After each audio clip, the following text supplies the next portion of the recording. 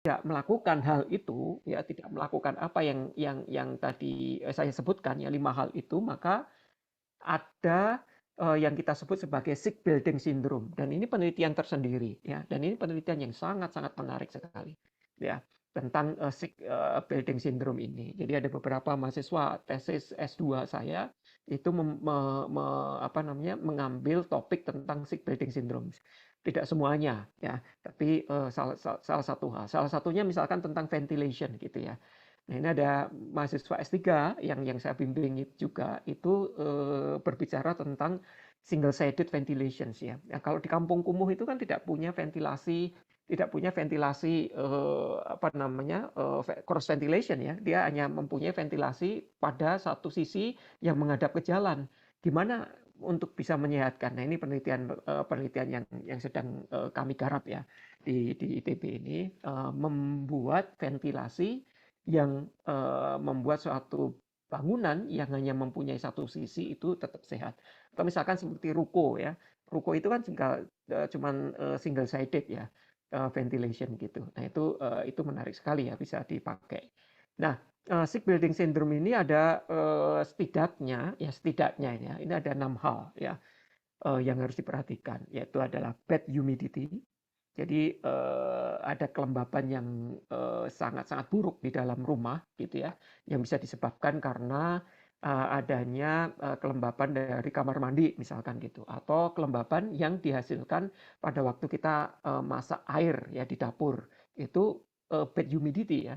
Itu menyebabkan suatu kelembapan yang bisa menyebar ya ke dalam rumah kalau ventilasi kita tidak bagus atau kalau bukaan-bukaan di dalam rumah kita tidak bagus gitu. Kemudian yang kaitannya dengan ventilation ya, ventilasi itu tadi ya saya sebutkan ya, salah satunya adalah kalau misalkan kita hanya punya ventilasi satu sisi, bagaimana arsitek punya peran di sini gitu ya.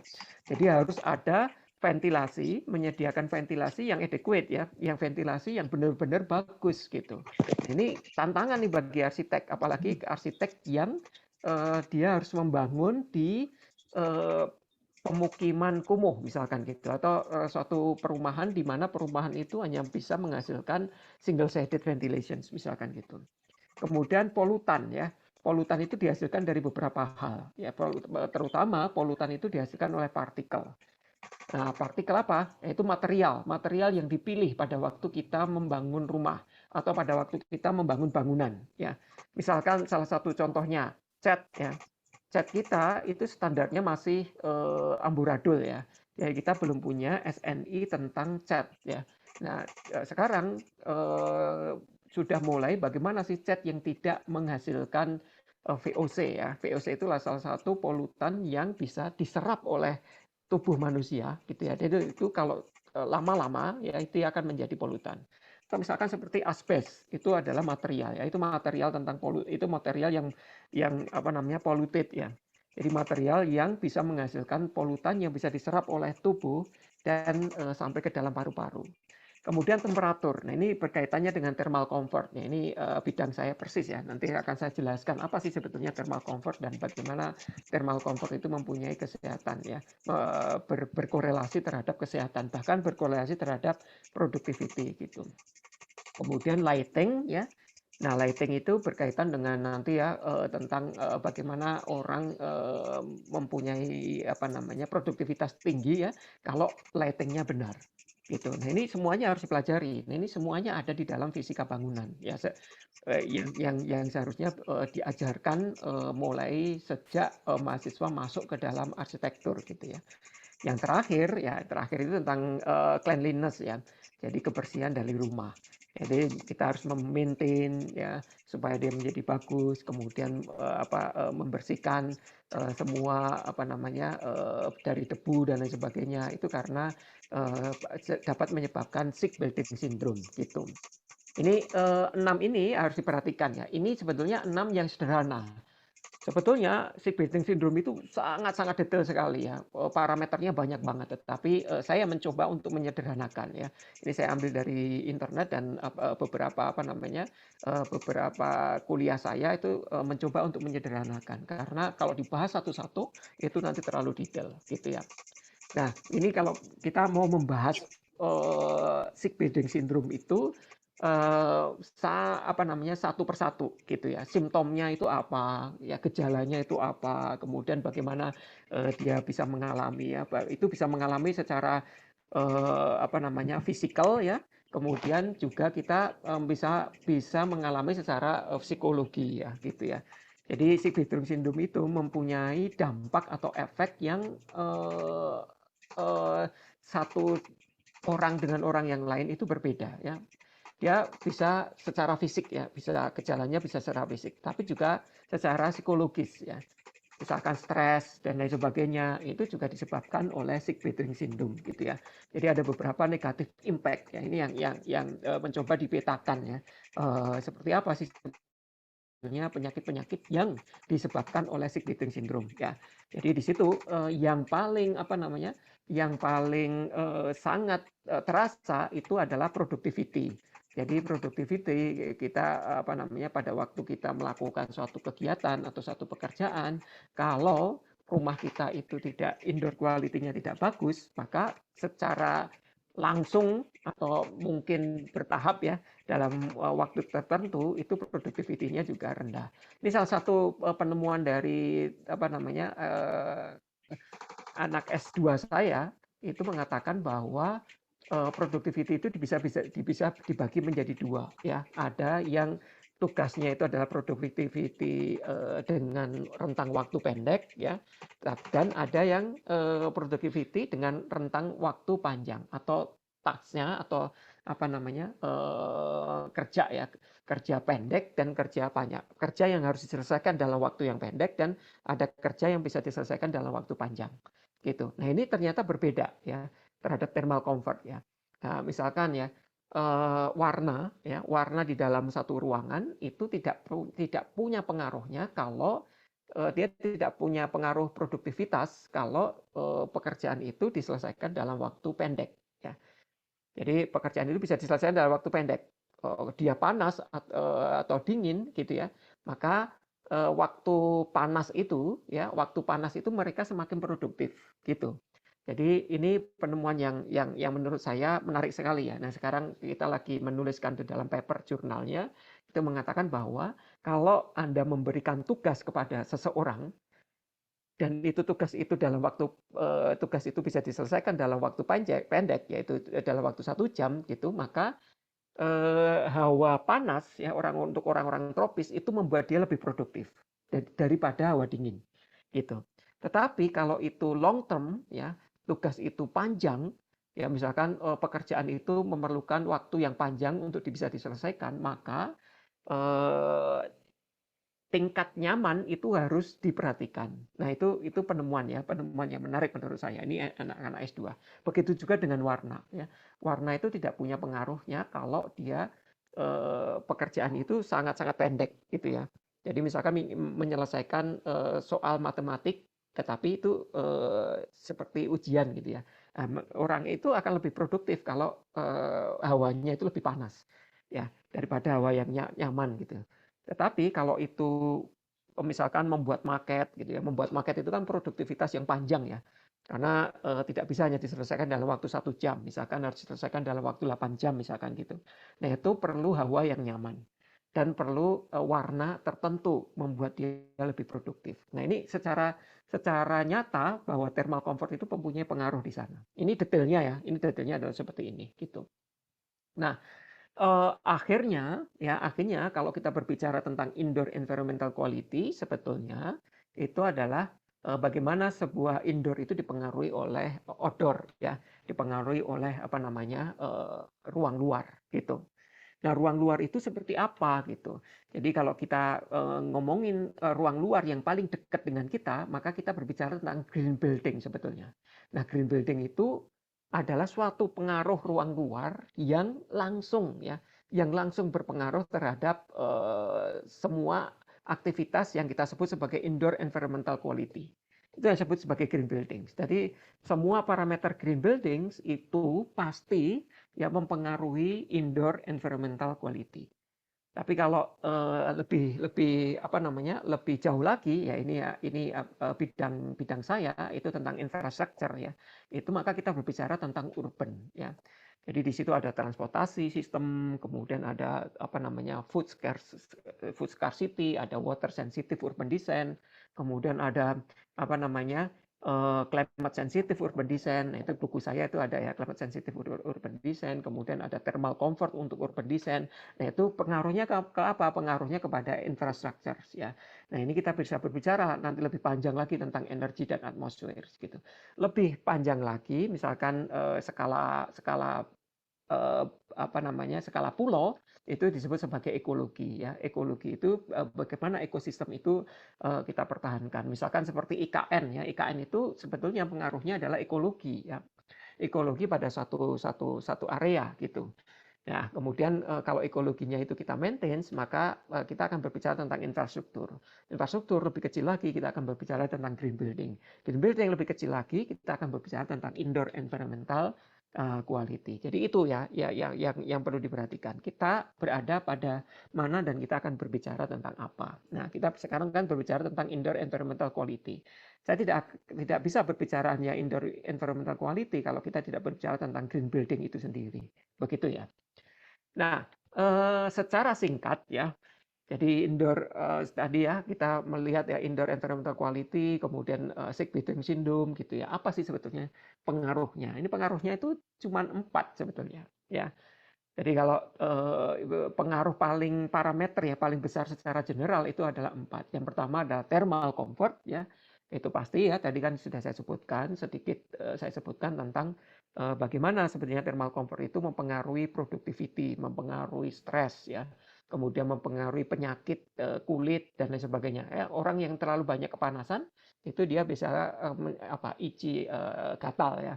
Atau orang yang terlalu kedinginan itu juga bisa merasa gatal di situ. Kemudian ada lighting comfort ya.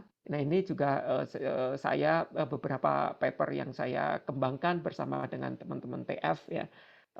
Teknik Fisika ITB itu kita berbicara tentang lighting comfort ya. Sehingga beberapa riset saya itu menghasilkan tentang kinetik fasad ya.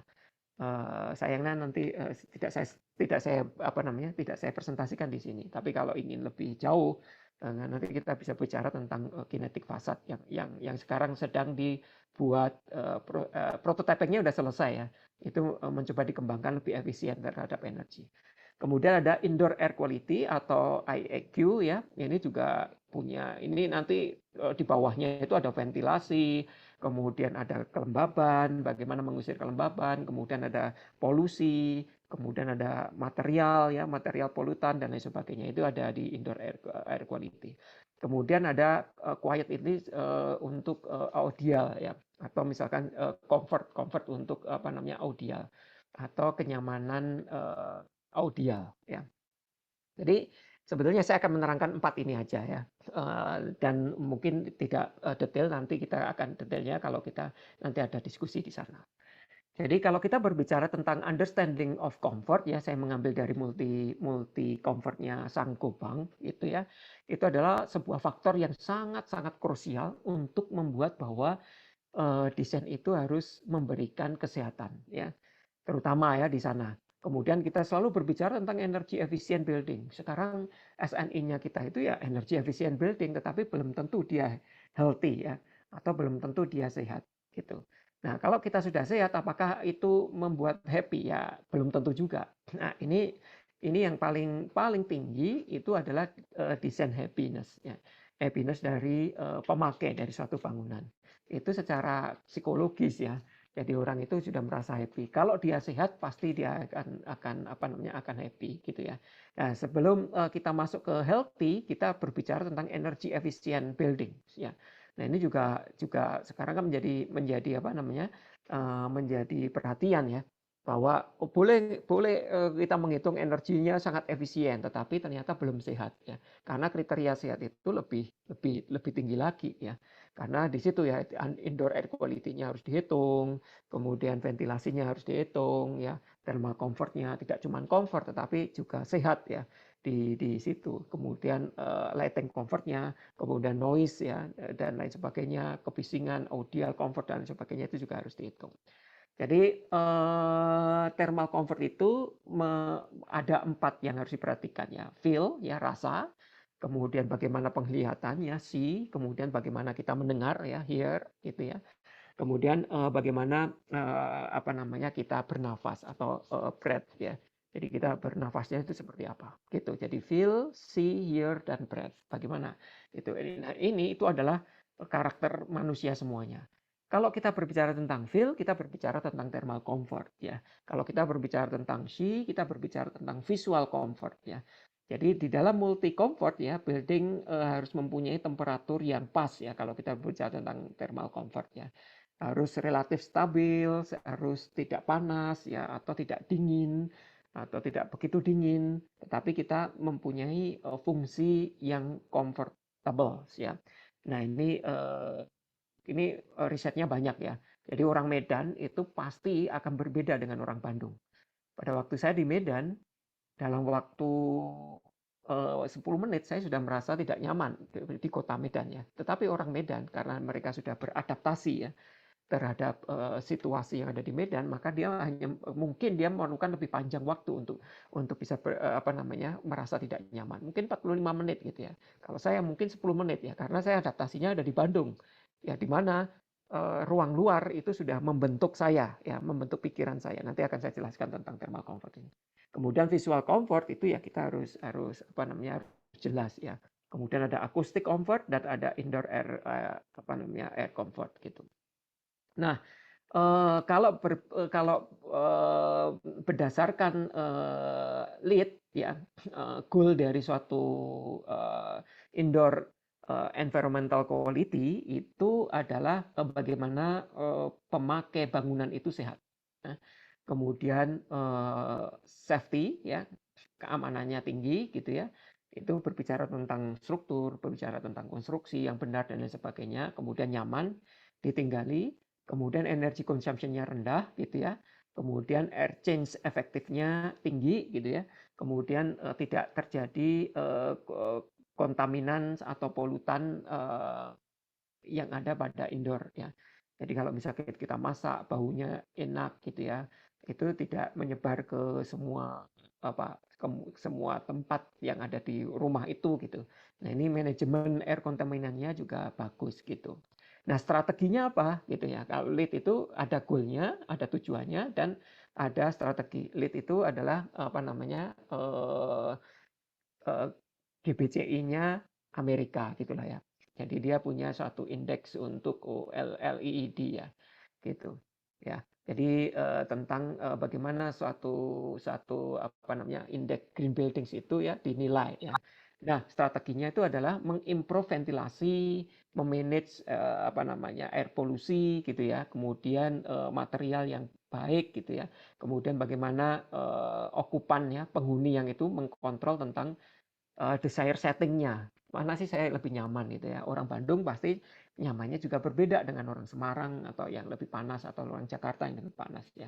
Kemudian menyediakan daylight dan view yang enak gitu. Nah, sekarang saya berbicara detail satu-satu ya, tetapi tidak begitu detail ya. Saya akan lebih cepat aja. Apa sih sebetulnya thermal comfort itu ya? Thermal comfort itu adalah sensasi dan persepsi. Jadi sensasinya orang Medan itu akan berbeda ya. Persepsinya orang Medan juga akan berbeda dengan orang Bandung. Terhadap apa? Terhadap thermal. Makanya desain rumah yang ada di Medan, kalau misalkan kita mau men-setting satu kenyamanan thermal, ya untuk bangunan yang ada di Medan itu juga akan berbeda dengan orang-orang yang Bandung gitu ya. Settingnya orang Medan karena dia sudah adaptif gitu ya, itu mempunyai setting mungkin di 24 dia merasa masih nyaman gitu ya. Mungkin orang Bandung set point untuk air conditioningnya itu di 24 dia sudah merasa kepanasan. Jadi di 22 dia sudah merasa nyaman gitu.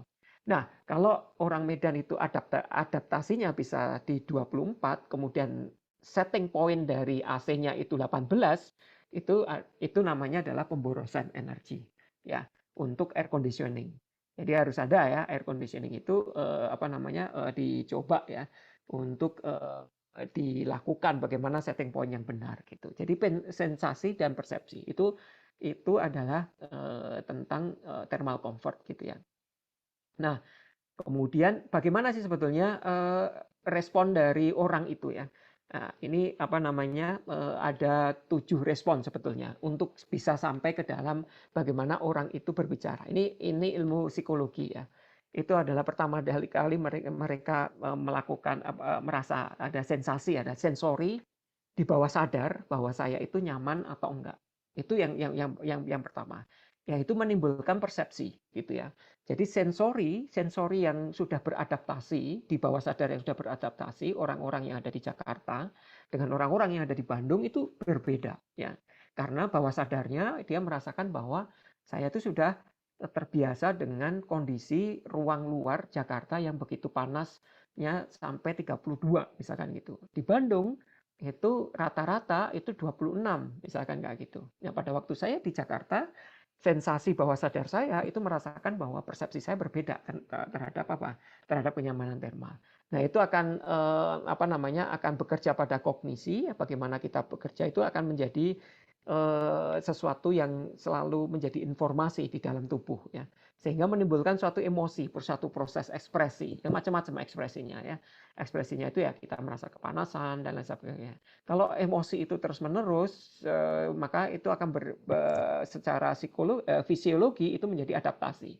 Jadi darah kita itu sudah beradaptasi terhadap panas, dingin, dan lain sebagainya. Jadi orang-orang subtropis itu dia merasa lebih panas kalau dia berada di Indonesia. Makanya dia berkeringat cepat.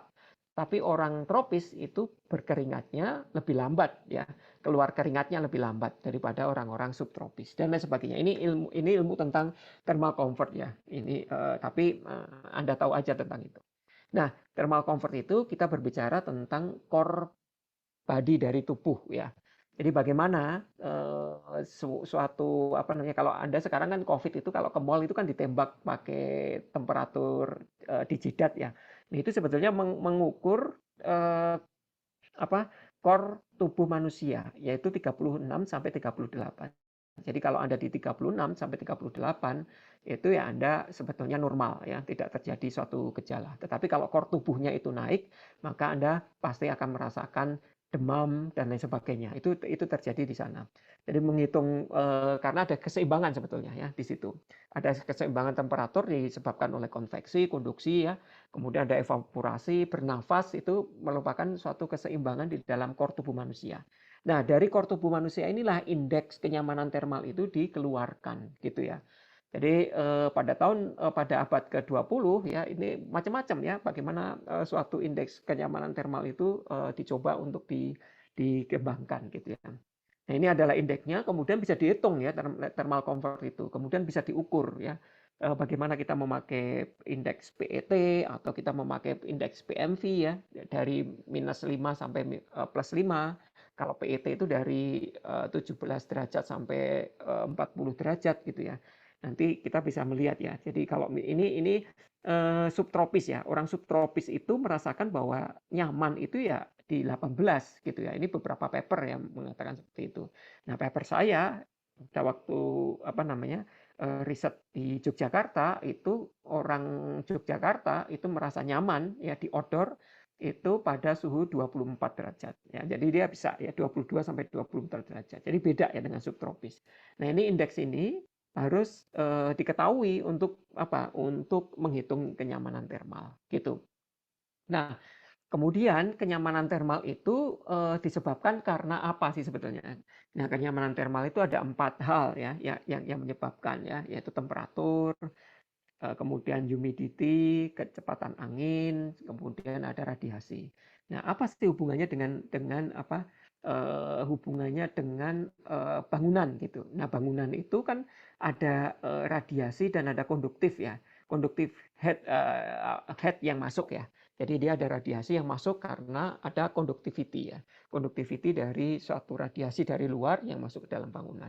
Makanya kita harus hati-hati itu berbicara, oh kalau gitu semuanya yang menghadap ke barat, timur barat, itu semuanya kaca. Berarti radiasinya itu pasti radiasi akan masuk secara konduktivitas ya, masuk ke dalam bangunan. Yang menyebabkan apa? Panas dalam bangunan. Nah, ini bisa dihitung ya. Nah, ini ada radian heat gain ya, kemudian ada konduktif heat gain ya. Nah, total heat gain-nya itu mendapatkan berapa? Ini salah satu contoh bagaimana kita menghitung OTTV ya, overall thermal transfer value. Nah, itu bagaimana satu ruangan itu bisa mempunyai dampak terhadap thermal comfort gitu.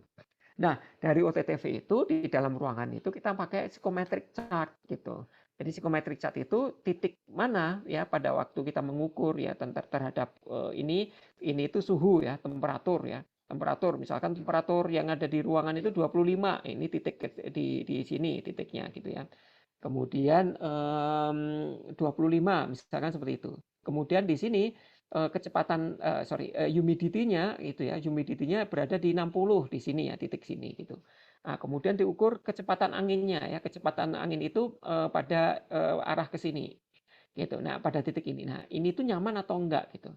Nah, di dalam psychometric chart itu ada yang disebut sebagai comfort zone gitu. Nah, comfort zone itu kita bisa meletakkan titik-titiknya apakah kondisi ruangan yang ada sedang kita ukur itu nyaman atau tidak gitu. Nah, itu disebut sebagai thermal comfort ya untuk ruang dalam gitu. Nah, kalau Anda kesulitan maka ada CBA ya, CBA Berkeley Edu. Itu ya bisa masuk ke comfort CBA Berkeley Edu di dalam web, kemudian Anda bisa bermain-main nih di sini thermal comfort ya. Nah, ini semuanya akan menjelaskan tentang kenyamanan thermal ruang yang ada di dalamnya ya.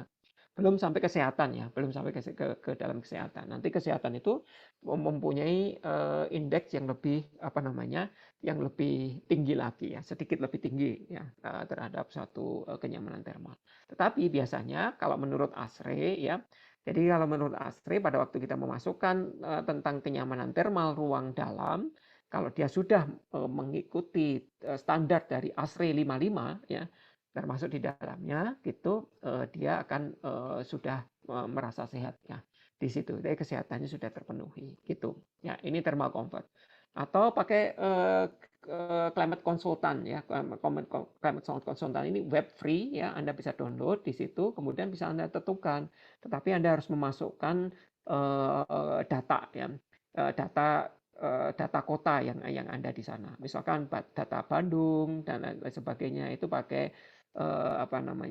datanya ya itu bisa di-download di Energy Plus ya datanya di sana. Jadi data ECW-nya ya energi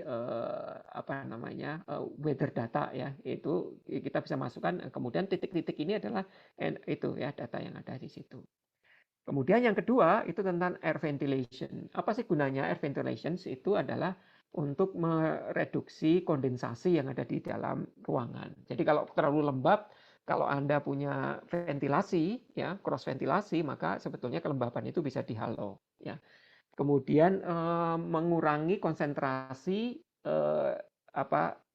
gas polusi gas ya yang ada di dalam ruangan gitu ya. Kemudian mengurangi VOC concentration ya. VOC itu nanti macam-macam ya, volatile organic compound ya. Itu adalah emisi yang dihasilkan oleh beberapa chemicals dari material yang kita pakai. Nah, ini Anda harus tahu nih material apa yang seharusnya dipakai ya. Untuk misalkan orang interior itu biasanya saya pakai asbes gitu. Asbes itu apakah VOC-nya tinggi atau enggak, atau emisinya tinggi enggak, itu yang menyebabkan toksik atau enggak gitu ya. Ini ada kata-kata toksiknya di sini ya. Kemudian memprotek respiratory health ya. Jadi kalau kita batuk-batuk dan sebagainya itu sebetulnya air ventilation itu lebih bagus ya di sana. Kemudian ada backdrafting risk ya. Jadi kalau misalkan ada dia negatif pressure pada satu titik itu bisa dikurangi dengan air ventilation yang bagus gitu ya. Jadi kalau misalkan ada outdoor di sana, outdoornya itu harus dimasukkan gitu ya. Pada waktu ada satu lokasi di mana di situ terlalu pressure negatifnya terlalu tinggi, maka air ventilation itu bisa mengurangi ya. Nah, kemudian ada basic elemen, bagaimana sih sebetulnya membuat air ventilation itu bagus ya. Kalau Anda ingin lebih lanjut lagi, ya biasanya ini dipelajari di anak-anak S2 itu dengan computational fluid dynamic atau CFD ya, untuk mempelajari airflow ya. Jadi misalkan ventilation rate-nya itu dinyatakan dengan apa namanya ACH ya, air change hours ya. Jadi air change hours itu untuk sekarang ya di COVID itu adalah 6 ya. Nilainya 6. Kalau dulu nilainya 2 ya. Sekarang nilainya 6. Jadi perubahan air change hour-nya ya per menit itu harus 6 liter ya. Nah, itu sudah syaratnya dari apa namanya? Dari WHO ya. Jadi supaya apa? Udara tua ya yang ada di dalam bangunan itu hilang karena air change hour-nya itu berubah ya. Jadi harus ada udara luar yang masuk ke dalam ya. Itu kalau bisa dalam waktu 1 menit itu 6 liter ya. Air change hour-nya gitu. Kemudian ada airflow direction ya. Kita harus memperhatikan bagaimana airflow. Kalau misalkan di ruang luar itu ada banyak polusi ya itu tidak boleh dimasukkan ke dalam bangunan ya. Jadi direction dari airflow itu harus diatur sedemikian rupa supaya udara bersih yang ada di luar itu masuk ke dalam bangunan ya.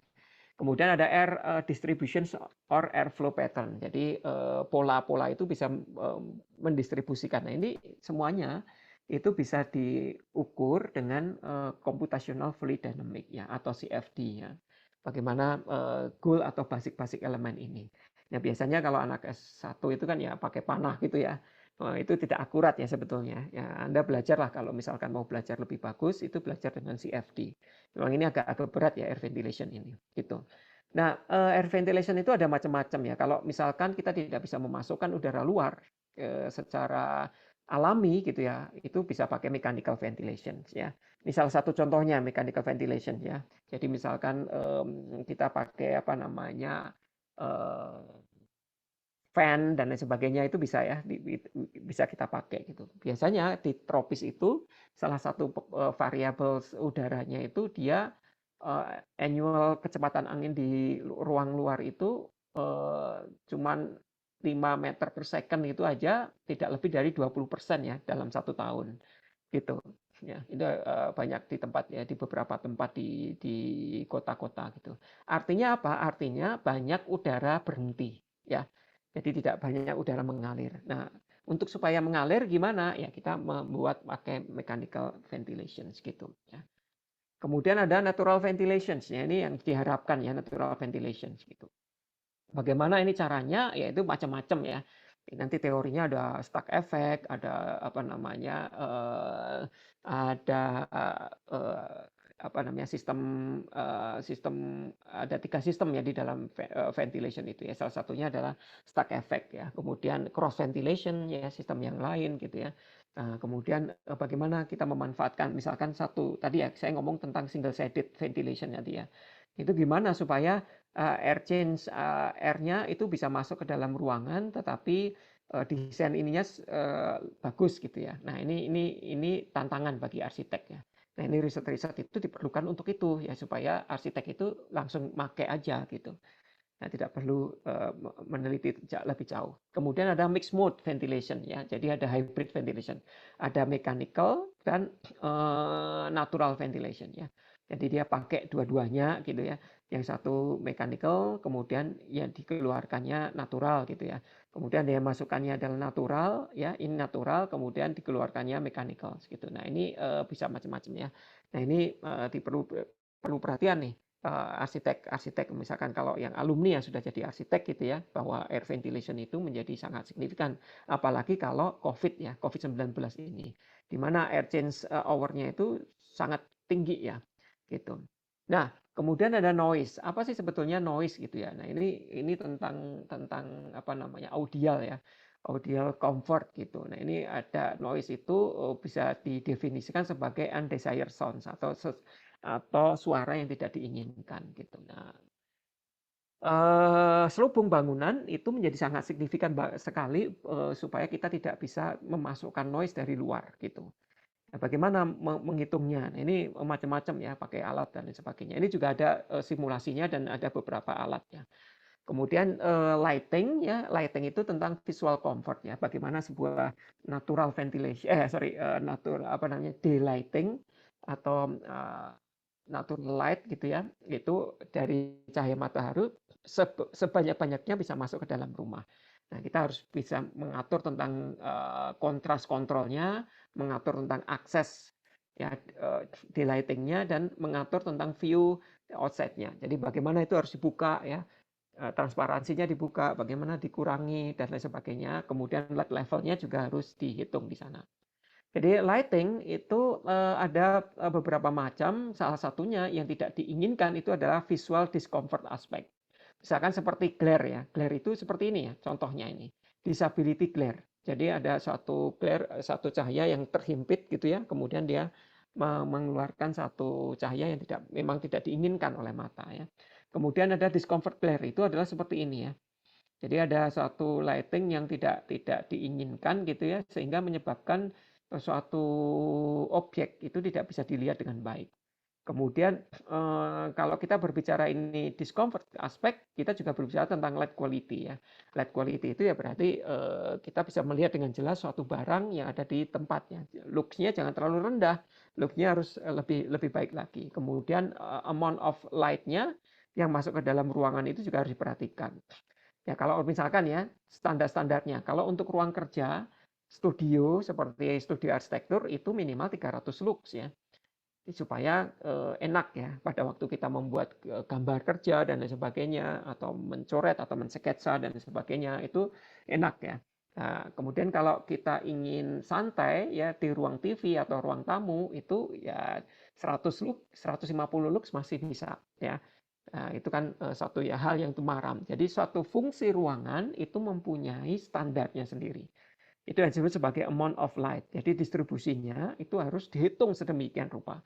Baik itu distribusi dari daylighting atau distribusi dari artificial lighting. Ya, distribusi dari cahaya buatan atau cahaya natural gitu ya. Itu harus seimbang ya. Supaya apa? Kalau kita memakai cahaya natural, berarti kita akan mengefisiensikan energi gitu. Nah, ini ada beberapa software ya yang bisa dipakai dan ini free ya. Dialux Lighting Simulation Software ini free, Anda bisa ambil, dan ini powerful sekali. Atau web based ya, web based dari lighting ya. Itu ada Mars ya. Ini Andrew Mars ya. Anda search aja andrewmars.com gitu ya. Nah, itu Anda akan mendapatkan beberapa software ya, baik itu kota maupun dari untuk ruang dalam gitu. Itu untuk berbicara tentang apa? Misalkan tentang daylight factor. Di situ ada glare factor dan lain sebagainya. Ini satu ruangan itu dia akan mendapatkan faktor daylight-nya itu berapa sih? Yang biru-biru ini yang ada di tengah ini dalam 1 tahun dia hanya mendapatkan berapa ini? 30% ya. Jadi untuk itu berarti perlu artificial light ya. Kalau misalkan Anda mau mendesain satu ruangan. Nah, ruangan ini bisa sangat macam-macam ya. Desainnya langsung di web ya. Kemudian Anda bisa mendapatkan lighting untuk comfort ya, comfort lighting di sana. Nah, ini yang terakhir yang saya akan bicarakan itu tentang materials ya. Konsep dari material itu adalah seperti yang Anda lihat di sini ya. Jadi material itu yang pertama kali harus polutan preventing ya, non toxic gitu ya. Kemudian material itu selain polutan preventing dan non toxic, dia harus punya reuse ya. Sekarang ya untuk green building ya. Kemudian bisa di recycle, energi efisien gitu ya. Kemudian low embodied energy dan biodegradable gitu.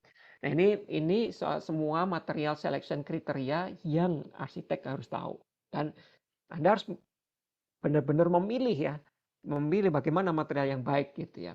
Nah, bagaimana sih sebetulnya memilih material yang baik ya? Waste reduction hierarchy. Ini ada satu hierarki yang memang kita harus pilih ya. Kalau Anda memilih yang ini regulate disposal, maka itu adalah yang paling buruk yang Anda pakai.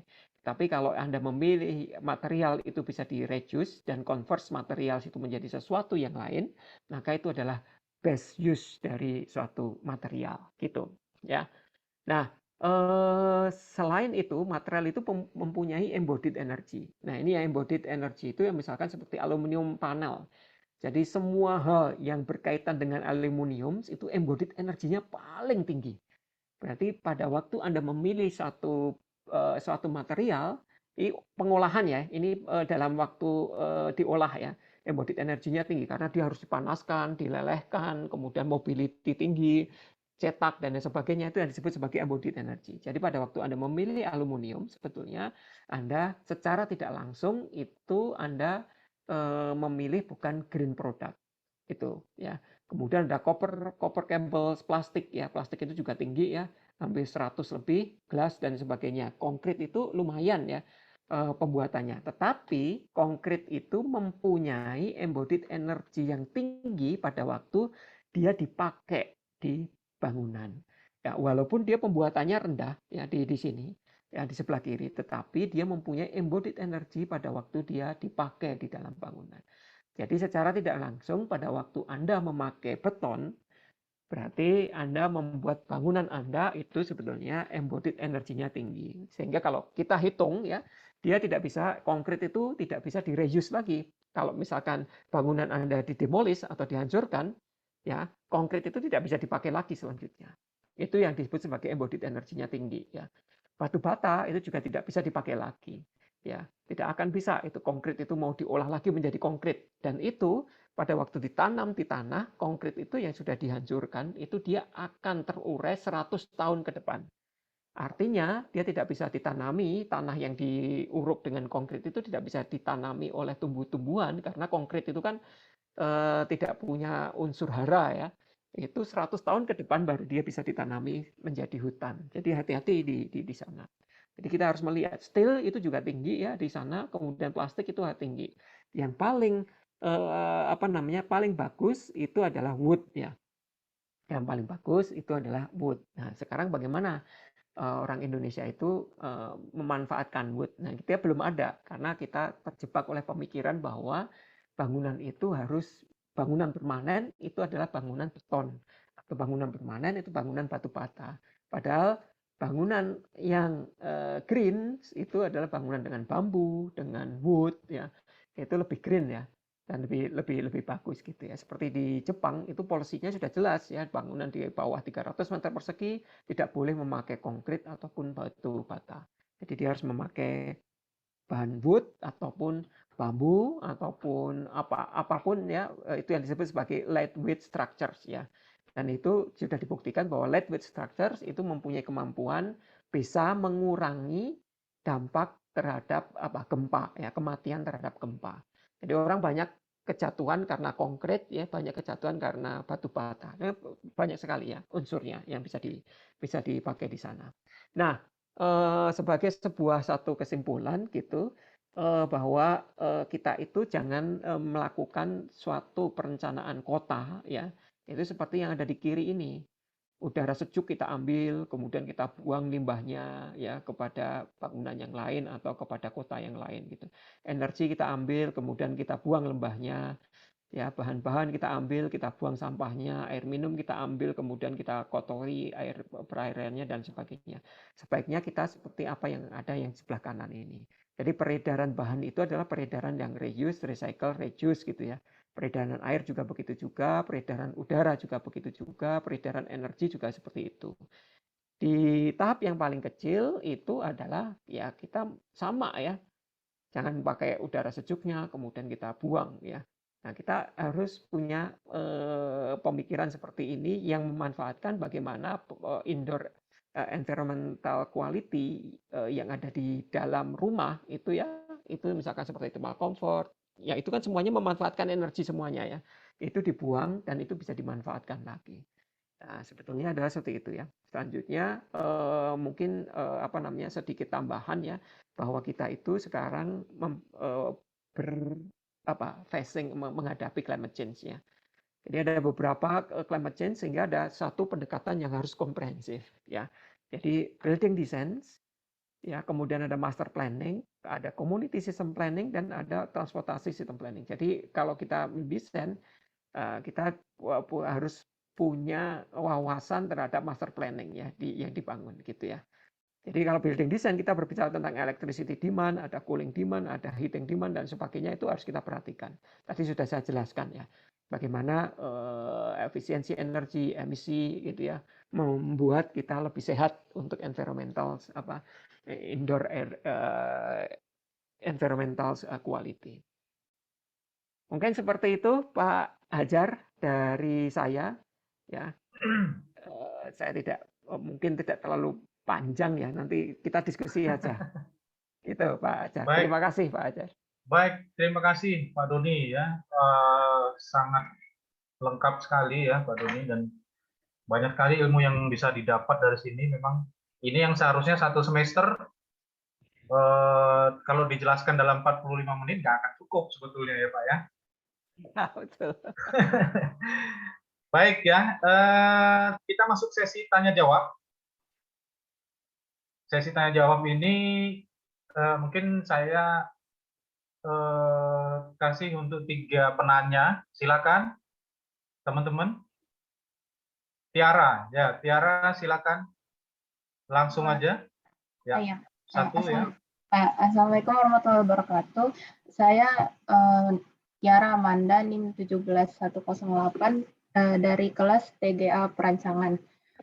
Saya ingin menanyakan mengenai kenyamanan thermal. Tadi kan ada dibahas bahwa dalam paper Bapak kalau kenyamanan thermal di Indonesia itu rata-rata 18 derajat, sedangkan pergerakan anginnya itu cenderung rendah, juga polusi udaranya cenderung tinggi, apalagi di kota besar kan Pak. Jadi dari tangkapan saya, emang Indonesia khususnya yang di kota besar lebih membutuhkan ventilasi yang mekanik. Soalnya kalau alami kan Pak, dia entahlah masuk debu karena polusi, juga ada panas yang masuk Pak. Cuman apakah Bapak ada kira-kira contoh kecil untuk alternatifnya yang natural Pak? Soalnya dari tangkapan saya lebih bagus yang mekanik kalau di Indonesia. Baik, terima kasih. Langsung dijawab atau gimana? Langsung jawab atau nanti Pak? Langsung aja ya? Terserah Pak Hajar, gimana? Oke, langsung aja, nanti lupa pula ya. Langsung aja. Silakan Pak. Ya, betul sekali. Tadi dari siapa ya? Lupa saya. Tiara Pak. Tiara. Oh, dari Tiara. Betul sekali Tiara. Jadi makanya di dalam prinsip saya itu tadi bahwa teori saya itu harus ada keseimbangan ya antara building design dan master planning. Ya. Jadi pada waktu membuat master planning, maka kita harus berbicara tentang outdoor environmental quality ya. Jadi pada waktu kita membuat suatu penataan kota, maka penataan kotanya itu harus memang benar-benar yang harus di mana air quality dari kota itu menjadi air quality yang sehat. Itu yang pertama. Nah, sekarang Pak, gimana kalau kota-kota yang sudah ada gitu, sudah kita tidak bisa lagi karena kita hidup misalkan seperti Medan, seperti yang existing gitu ya. Jadi bukan kota yang baru atau developer yang membangun misalkan seperti itu. Nah, itu adalah tantangan gitu. Bagaimana kita mencari udara tanpa polusi ya yang masuk ke dalam bangunan. Jadi kalau memang ya di dalam satu rumah itu kita memang harus diukur ya. Dalam satu rumah itu kita tidak mendapatkan ventilasi alami yang baik gitu ya. Kita memang harus pakai mekanik gitu. Kita harus menyedot udara dari luar dimasukkan ke dalam gitu ya. Nah, pas waktu dia menyedot itu harus ada filter. Jadi sekarang kan banyak itu filter atau sekarang misalkan seperti saya sebut merek ya, misalkan seperti Panasonic ya, dia membuat satu filter dehumidifier atau humidifier gitu ya, yang dia bisa membuat plasma gitu. Nah, plasma itu dia akan mematikan polusi-polusi gitu. Nah, itu teknologinya sudah sangat banyak seperti itu. Misalkan seperti AC ya, AC yang menggunakan plasma. di mana plasma itu dia akan membunuh bakteri-bakteri yang apa namanya yang tumbuh ya pada saat itu gitu atau di dalam udara gitu. Nah, kita harus tahu tentang hal seperti itu, bagaimana memanfaatkan filter ya. Sekarang mencoba dikembangkan nih. Ada satu kemarin saya baca di artikel di Amerika itu ya, filter untuk COVID ya. Filter untuk COVID itu kan sangat kecil sekali ya. Sementara teknologi yang ada itu kita baru bisa memfilter bakteri ya. Belum sampai bisa memfilter virus gitu. Jadi baru bisa memfilter bakteri. Nah, itu sekarang di Amerika itu dikembangkan itu filter. Nah, pada waktu kita memakai filter, pasti kita harus memakai mekanik gitu. Nah, kemudian contoh yang natural itu seperti apa gitu. Yang banyak itu ya kita kalau misalkan apa namanya, saya coba share ya, share putih ini supaya tahu aja ya. Itu misalkan seperti pabrik itu berusaha untuk membuat natural dia. Ya, di sini ada apa namanya? Ada gini kan ya. Pernah lihat nggak? Itu apa yang dia Pernah Pak yang berputar gitu. kayak Ya, dia lampion berputar berputar. gitu kan. Nah, gitu kan. Ini sebetulnya berusaha untuk natural. Ini bukan mekanik ya. Karena ini pada waktu dia berputar itu tidak digerakkan oleh dinamo atau tidak digerakkan oleh sesuatu gitu ya. Ini sebetulnya adalah natural ya. Kemudian dia panas gitu ya. Ini dapat plus-plus gitu. Kemudian ini kan dingin gitu ya. Nah, ini natural seperti itu. Jadi misalkan di sini ada pohon di mana udara dingin itu akan bergerak menuju kepada udara panas. Itu kan hukum fisika, gitu kan. Nah, ini adalah natural, gitu. Atau misalkan suatu rumah, nah ini saya apa namanya membuat pakai stack effect gitu. Nah, seperti ini ya. Ini rumah, ini misalkan lantai 1 ini stack effect. Ini panas gitu ya, ada radiasi matahari, kemudian dia plus plus plus plus plus kan panas kan, dia menjadi panas kan.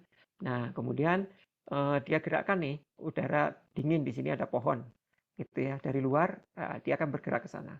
Ini ada suction-nya ya.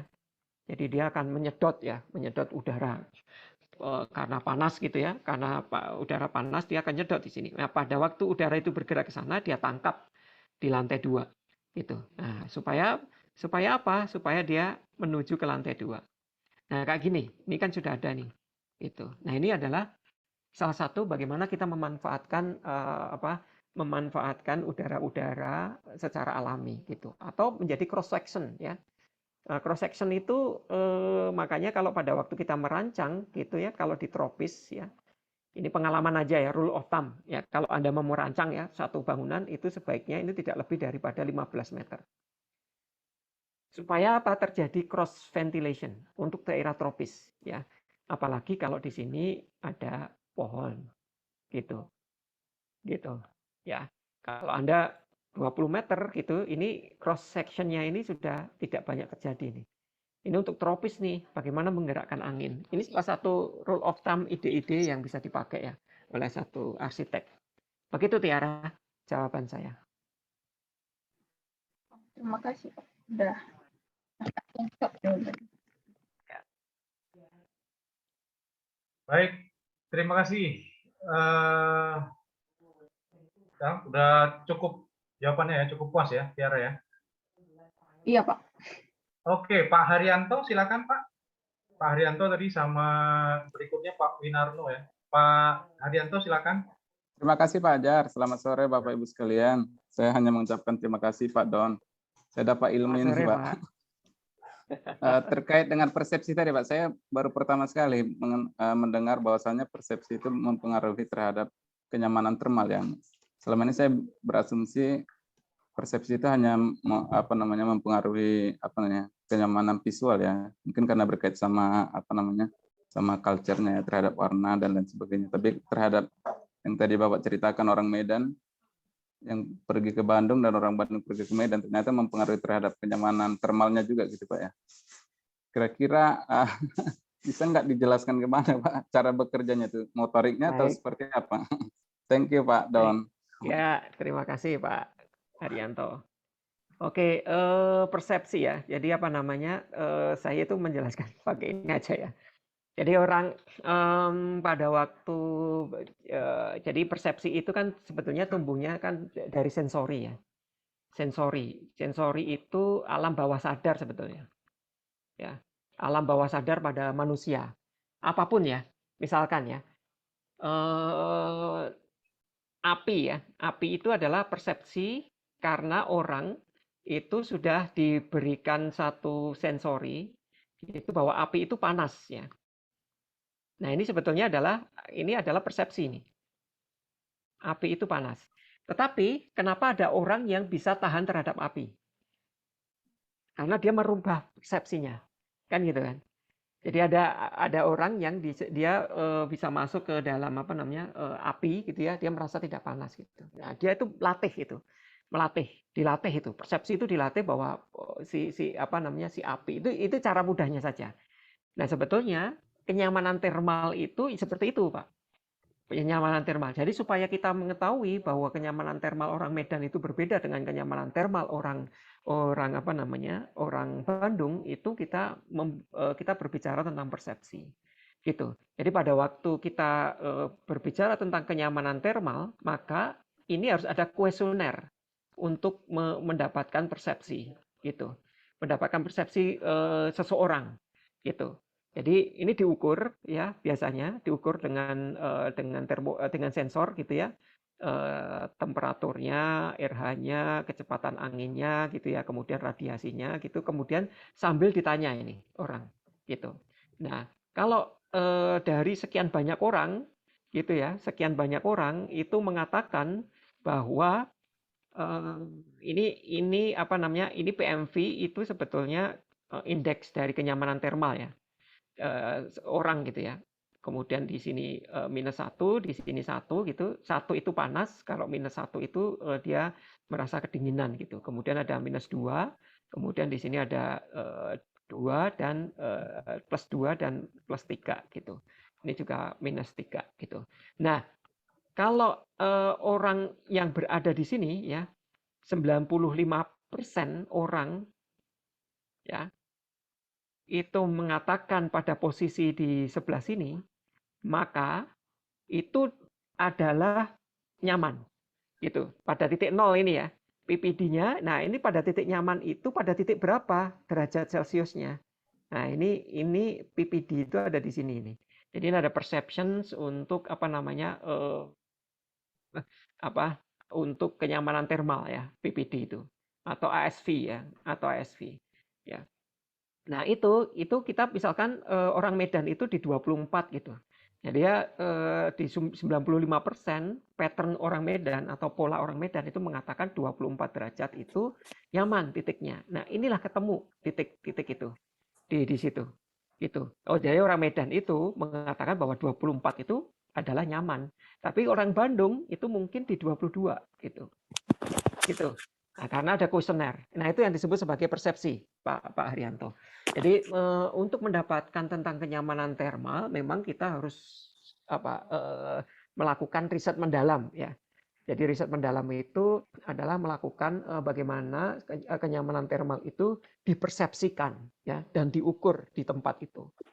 Jadi ada pengukuran ya, kemudian kita mendapatkan indeksnya, kemudian persepsinya itu seperti apa gitu. Sehingga kita bisa mendapatkan range yang berbeda. Jadi orang-orang subtropis itu range kenyamanan termalnya juga berbeda dengan orang-orang yang ada di tropis gitu.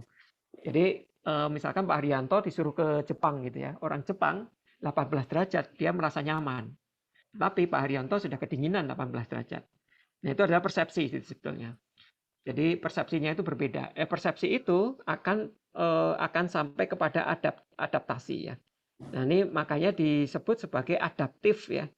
Adaptive thermal comfort gitu. Kalau kita pakai kuesioner, maka nanti kita sebut sebagai adaptive thermal comfort. Nah, adaptive thermal comfort itu berbeda antara satu kota dengan kota yang lain karena dia sudah mempunyai adaptasi yang berbeda. Itu dimulai dari apa? Dari persepsi. Ya, persepsi itu dikeluarkan dari mana? Dari kuesioner gitu. Nah, ini termasuk di saya itu penelitiannya lebih ke sana, lebih ke sini ya. Nah, ini nanti setelah adaptive thermal comfort itu akan berbicara tentang produktif ya. Productivity ya.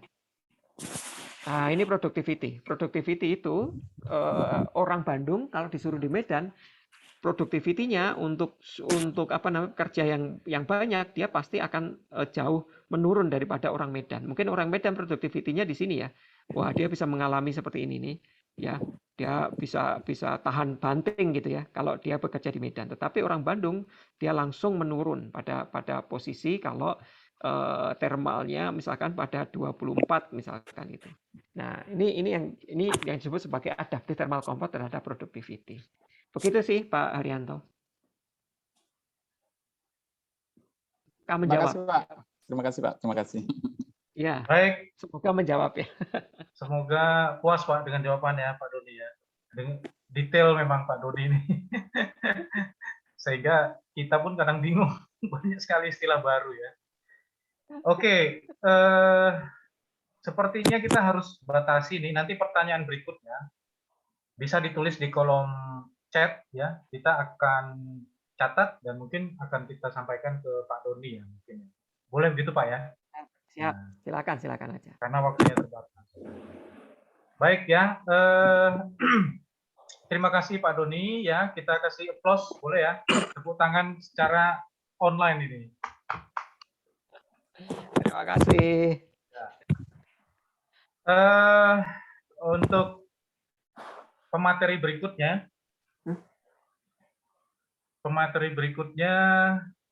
Pak Pinky ya, Pak Pinky, apakah sudah standby Pak?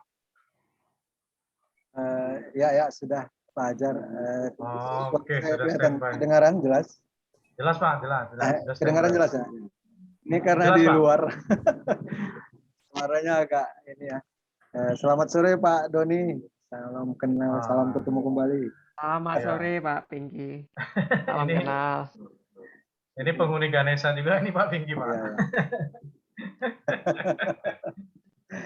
Baik, Ya, satu sub bidang kita Pak Doni. Saya di bidang teknologi juga di arsitektur Ganesha. Oke Pak. Dengan Pak Aswito Siap. dulu. Oh baik sama. sama bidang. Ya. Iya. Oke. Ada juga Gimana Bu Pak? Basaria di situ ya. Yang sama. Ya, Bu Basaria. Oke, Ready mungkin Pak? Siap. mempersingkat waktu kita langsung ya. Silakan Pak Pinky. Silakan Pak Pinky. Langsung share. Pak ya. Hajar, Ya Pak. ya, izin dulu kita serahkan dulu sama Pak ini Pak Doni plakat dan Oh. sertifikat. Oke. Mau serahkan plakat dan sertifikat. Boleh. Ya. Secara simbolis Pak ya. Ya, Bu host tolong di pin Bu Kadep, Sekdep, Pak Pinky, Pak Doni, Pak Hajar.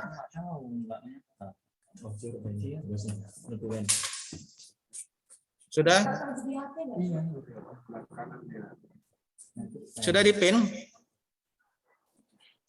Dokter Engineering. Oke.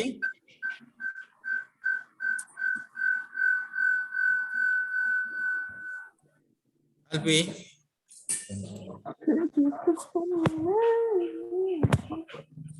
Oke, sudah. Pak Pinky belum. Silakan Bu Kadep, serahkan. Baik, Pak Doni, ini kami menyerahkan sertifikat. Ini tentu saja tidak bisa ekivalen gitu ya dengan semua yang disampaikan. Cuman terimalah ini sebagai tanda penghargaan kami. Terima kasih banyak. Sampaikan salam kepada Bu Beta yang sudah sangat kooperatif, sangat membantu ya, sangat suportif terhadap acara ini. Mudah-mudahan kedepannya kita bisa bekerja sama lebih banyak lagi. Terima kasih Pak Doni. Amin. Terima kasih Bu Ayu. Pelakatnya nanti kami Terima kirim. kasih. Ya, Siap insya Allah Pak. Terima kasih. Terima kasih.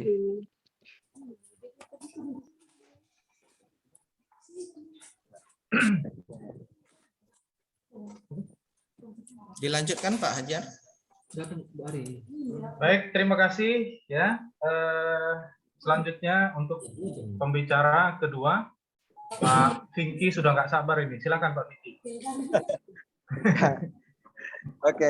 Terima kasih Pak Hajar. Saya izin Bu Kadep, Pak Sekdep untuk share sementara. Oke.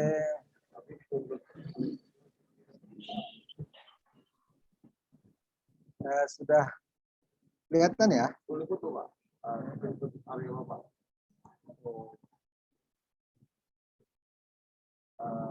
Gimana ya? Sudah kelihatan, Pak Moderator? Sudah Pak, silakan Pak. Di full screen kan Pak? Ya, ini. Oke, Assalamualaikum warahmatullahi wabarakatuh. Selamat sore. Salam sejahtera buat kita semua. Semoga semua dalam kondisi sehat-sehat saja. Untuk mempersingkat waktu, saya akan mempresentasikan apa yang menjadi topik pembahasan saya, yaitu passive fire protection pada perencanaan bangunan.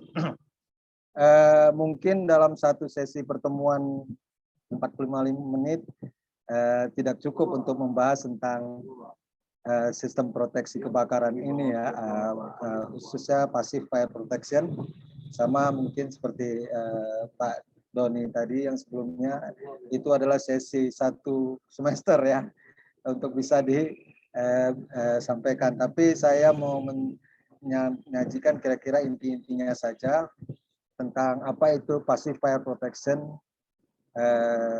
pada perencanaan bangunan. Passive fire protection ini adalah salah satu klasifikasi dari sistem proteksi kebakaran bangunan untuk perlindungan ya. Kalau tadi Dr. Doni banyak bicara tentang kenyamanan, kalau kita di sini pasif bicara tentang keamanan pada bangunan. Apakah itu berkaitan dengan indoor environment?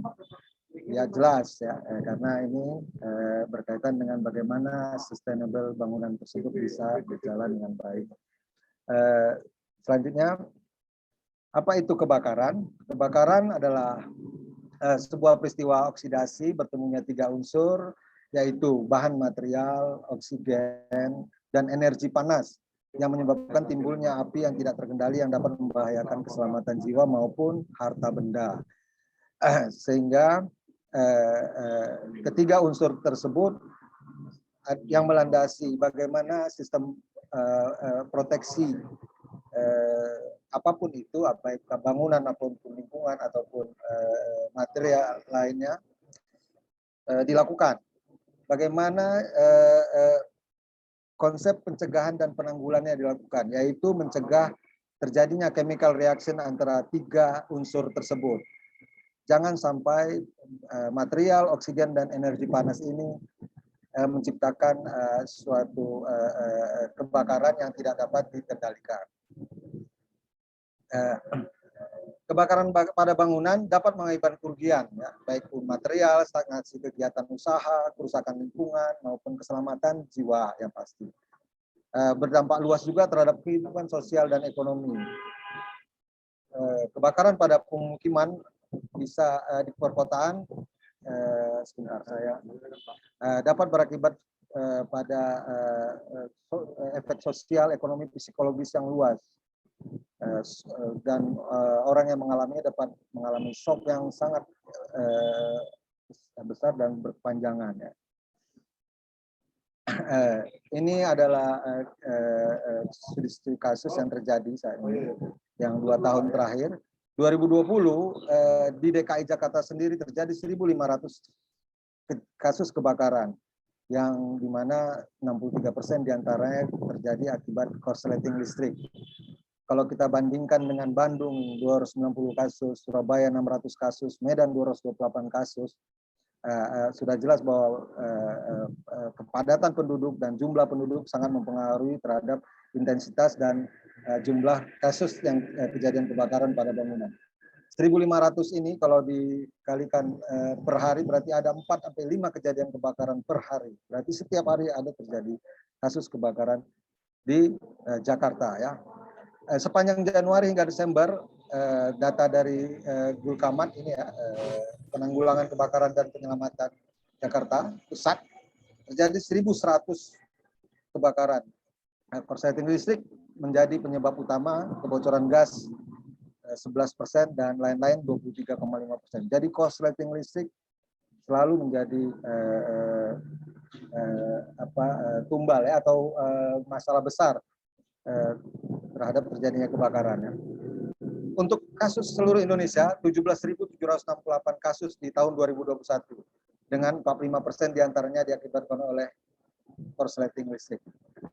Ini saya ambil dari data statistik DKI Jakarta, kasus kebakaran yang terjadi. Bisa kita lihat dari tahun 2000 sampai tahun 2021, rata-rata terjadi 1.100 sampai 1.500 kasus kebakaran per tahun terjadi di Jakarta.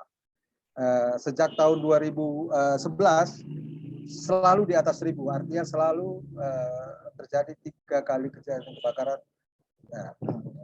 di Jakarta. Penyebab utama adalah korsleting listrik dengan 65 sampai 70%. Kenapa korsleting listrik ini selalu saya kedepankan, saya sampaikan tadi bahwa korsleting listrik ini perlu jadi perhatian, karena begitu korsleting listrik bisa diselesaikan atau diatasi atau dikendalikan, tinggal 35% kejadian kebakaran, dan sangat mempengaruhi jumlah kebakaran, peristiwa kebakaran atau kasus-kasus kebakaran yang bakal terjadi di Indonesia. Ya. Ini adalah beberapa kasus di mana Jakarta Pusat 83%, Jakarta Utara 71%, Jakarta Barat 71%, dan seterusnya ya, Jakarta Selatan 76% dan Jakarta Timur 69%. Cukup besar ya. Saya lanjut saja. Ini ada berapa kasus ya. Tahun 2021 terjadi kebakaran di Lapas Tangerang, di mana ada 49 napi meninggal dunia, itu akibat korsleting. Desember 2021 Rumah Sakit Umum Karyadi Semarang terbakar juga akibat korsleting listrik. Baru kejadian 2 hari yang lalu, 3 hari yang lalu ya, Rusun Petamburan Jakarta Pusat juga akibat korsleting listrik. Dan terakhir kemarin ya, ada 15 unit rumah kebakar akibat korsleting listrik di Gambir ya.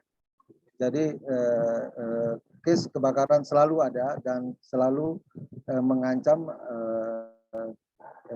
kita, sehingga perlu kita siaga, khususnya para arsitek calon-calon arsitek ini dalam merencanakan suatu bangunan. PP nomor 16 tahun 2001 tentang peraturan pelaksanaan Undang-Undang nomor 28 tentang bangunan gedung mempersyaratkan bahwa setiap bangunan gedung harus dilindungi dengan sistem proteksi kebakaran. Apa itu sistem proteksi kebakaran? Sistem proteksi kebakaran itu sistem yang terdiri dari atas peralatan, kelengkapan, dan sarana baik yang terpasang maupun terbangun. Pada bangunan yang digunakan baik untuk tujuan proteksi aktif, proteksi pasif, maupun cara-cara pengelolaan dalam rangka melindungi bangunan dan lingkungan terhadap bahaya kebakaran. Jadi dari definisi ini kebakaran itu dapat diklasifikasikan dalam 3 sistem proteksi, yaitu sistem proteksi aktif, yaitu proteksi aktif melalui sarana aktif atau secara mekanis ya sifatnya.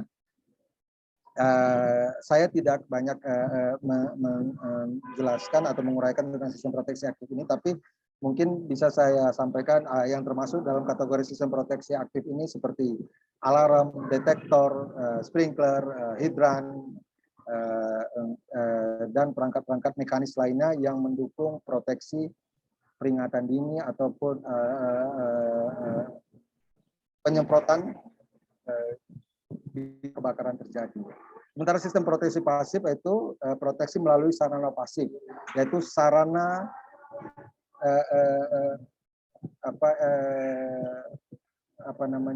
pencegahan ya, sarana pencegahan ataupun sarana proteksi agar bangunan bisa terlindungi dari bahaya kebakaran. Sistem manajemen kebakaran yaitu sistem pengelolaan. Ini berkaitan dengan komunikasi. Nanti sedikit ada saya jelaskan di belakang. Tujuan utama perencanaan sistem proteksi kebakaran adalah yang utama adalah menyelamatkan jiwa manusia terlebih dahulu. Kemudian selanjutnya mengurangi dampak kerugian dan selanjutnya meminimalkan kerusakan. Sehingga prioritasnya adalah mencegah kebakaran, mencegah berkembangnya api sehingga tidak terkendali, mendeteksi terjadinya api sedini mungkin, memadamkan api dengan segera, selanjutnya memudahkan evakuasi penghuni, barang, dan properti, dan terakhir meminimalkan kerusakan yang timbul. Itu adalah tahap-tahap prioritas dalam proteksi kebakaran. Jadi selalu diawali dengan bagaimana jiwa manusia dulu terlindungi atau terselamatkan. Passive fire protection, ini ilustrasi, beberapa ilustrasi. Saya teruskan saja ya. Sistem perlindungan kebakaran yang bekerja melalui sarana pasif ya, pada bangunan. Cara kerja yaitu meningkatkan kinerja material bangunan, struktur dan konstruksi, tata ruang, kontrol dan penyediaan fasilitas pendukung untuk penyelamatan bahaya kebakaran. Sistem ini karena berhubungan dengan desain konstruksi disertakan bersamaan dengan proses perencanaan dan desain bangunan dari mulai awal. Ya. Makanya sistem proteksi pasif ini sangat dekat dengan kerja arsitek, ya. Sangat dekat dengan bidang yang menjadi job deskripsi dari arsitek ya, dalam merencanakan ataupun mendesain bangunan. Sistem ini dianggap yang paling efektif dan efisien dalam proteksi terhadap bahaya kebakaran. Kenapa? Karena sistem ini sifatnya ya dia sekaligus dengan begitu konstruksi itu terbangun ya tanpa perlu memasang peralatan-peralatan tambahan ya bagaimana merencanakan atap yang tahan terhadap kebakaran, bagaimana merencanakan dinding, kolom, struktur, termasuk lantai, material-material pelapis, fasad dan seterusnya. Itu masuk dalam kategori sistem proteksi pasif kebakaran dan bidang kerjanya para arsitek. Ini adalah beberapa kategori dari proteksi pasif, yaitu satu, perencanaan struktur dan konstruksi. Apa-apa aja saja yang termasuk di dalamnya, yaitu bagaimana kita mendesain struktur agar ketahanannya, fire resistance-nya dapat bisa survive sehingga para penghuni bangunan bisa segera berevakuasi atau bisa jadi sebelum itu kebakaran tidak gampang meruntuhkan bangunannya. Nah, apa-apa aja yang masuk dalam proteksi itu yaitu kolom, balok, plat lantai, atap, kuda-kuda dan seterusnya berkaitan dengan komponen kekuatan bangunannya. Kemudian pemilihan material, selubung dan penyekat bangunan yang memperhatikan sifat material. Sifat material ini ada banyak yang berkaitan dengan fire protection ini, yaitu seberapa besar temperatur bakarnya, seberapa mudah bahan bangunan itu terbakar, sifat racun dan gas berbahayanya, karena walaupun bahan tersebut kuat atau tahan, tapi kalau menimbulkan gas beracun pada saat kebakaran akan membahayakan penghuni pada saat berevakuasi ya, atau pada saat sedang melaksanakan kegiatan di dalam bangunan. Kemudian efek terhadap visibilitas. Ya, kita contohkan misalnya kain atau bahan-bahan tekstil kalau terbakar asapnya hitam, legam, berjelaga yang menyebabkan orang susah berevakuasi, sulit mencari jalur-jalur evakuasi yang aman. Itu juga membahayakan. Kasus terjadi pernah 5 atau sampai 8 tahun yang lalu di karaoke building di Medan menyebabkan banyak sekali korban jiwa. Itu adalah akibat material yang visibilitasnya juga sifat racunnya berbahaya buat penghuni atau pengguna bangunan ya. Dan terakhir adalah daya tahan atau ketahanan terhadap api, daya tahan bakarnya gitu. Seberapa lama? Karena satu gedung begitu terjadi kedaruratan, penghuni bangunan harus segera berevakuasi dengan persyaratan-persyaratan tertentu. Misalnya 2 jam kah, 1 jam kah. Nah, material-material yang dipilih untuk konstruksi tentu harus upayakan lebih bisa tahan lebih lama daripada waktu evakuasi para penghuninya. Saya langsung cepat saja, yaitu yang selanjutnya adalah penataan ruang interior, di mana di sini berkaitan dengan perencanaan area rawan kebakar, perletakan dapur, termasuk ada kompartemen untuk membatasi perkembangan api ke ruangan yang lebih yang lebih beresiko dan seterusnya.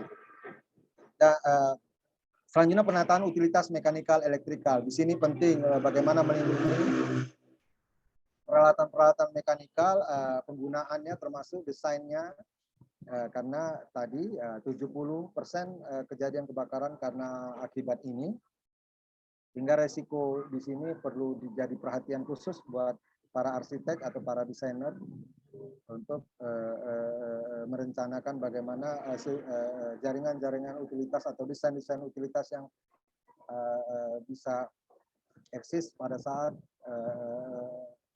bangunan tersebut digunakan dan terjadi kedaruratan kebakaran bisa aman ya. Kemudian yang kedua adalah perencanaan daerah dan jalur evakuasi. Nah, ini umum bahwa kalau kita bicara kebakaran, kita bicara tentang tangga kebakaran, kan seperti itu. Bukan hanya tangga kebakaran aja, tapi koridor kebakaran, pintu kebakaran, juga tanda-tanda pendukung, sign, simbol-simbol penerangan darurat, jalur keluar. Jadi desain tangga kebakaran yang benar adalah langsung berhubungan dengan luar bangunan. Jangan lagi harus masuk ke basement atau masuk ke dalam ruangan sehingga membuat kebingungan orang untuk berevakuasi dan seterusnya. Kemudian ada peralatan perlengkapan evakuasi. Kemudian yang ketiga adalah perencanaan dan desain site akses dan lingkungan bangunan. Nah, ini berkaitan dengan landscape sebenarnya, yang berkaitan terhadap bagaimana tim pemadam atau penyelamat kebakaran bisa melakukan tindakan-tindakan darurat pada bangunan tersebut. Ya. Nah, mengatakan blok-blok massa bangunan dalam skala lingkungan untuk supaya bangunan tidak mudah merembet kebakarannya. Kemudian dalam pencapaian ke lingkungan pemuyukan, jadi pemadam kebakaran mudah mencapai lingkungan, tidak macet, tidak kecil atau sempit, atau sudut putar yang benar, dan hal yang lain terakhir yaitu penyediaan area parkir open space untuk para penghuni berevakuasi, petugas penyelamatan memarkirkan kendaraannya, juga memanuver kendaraannya untuk berbalik arah untuk mengambil air atau melakukan pertolongan dan seterusnya. Dan terakhir ada penyediaan air, hidran eksterior di lingkungan kawasan untuk kemudahan tim penyelamat kebakaran menyelamatkan bangunan terhadap kebakaran. Yang keempat inilah yang namanya manajemen sistem penanggulangan kebakaran yang tadi termasuk dalam sistem manajemen, di mana sistem ini lebih kepada sumber daya manusia dan tindakan-tindakan administratif, yaitu bagaimana sistem prosedural dilakukan, komunikasi, perawatan, pemeliharaan, dan sistem pelatihan. Ya.